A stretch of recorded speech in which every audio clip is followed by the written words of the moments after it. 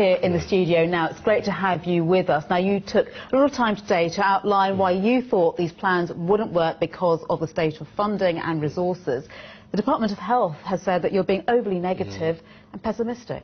You know, I wish I was being overly pessimistic. All I'm doing is reflecting the reality out there, which the government is also aware of, that we have a reduction in uptake for young doctors wanting to be GPs. And 1 in 5 of those training to be GPs are going to be wanting to work abroad. And on top of that, 1 in 3 GPs surveyed are intending to retire in the next 5 years. So we're simply reflecting a very harsh reality that we run the risk of having fewer GPs rather than more.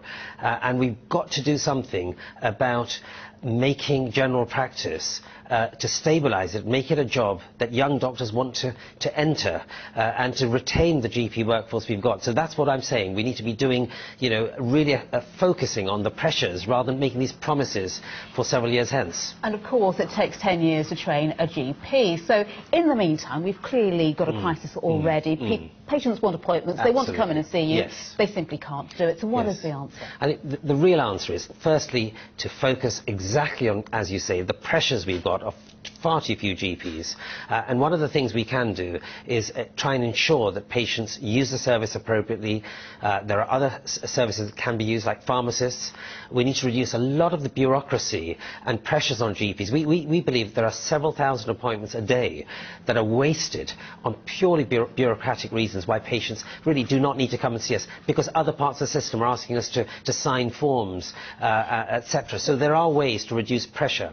Well, some would say that the root of this crisis stems all the way to 2004, when we saw that contracts for GPs change, which meant that you could opt out of offering out-of-hours services, and that's when things really started to become problematic. You know, no GP has opted out because, you know, if a patient needs a GP at 2 in the morning, a GP will see a patient.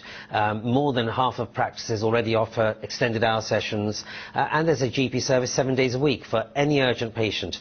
What we really need to make sure is that service is properly resourced, that NHS 111 knows how to use that service properly. There are far too many patients going to casualty through poor advice from the telephone helpline.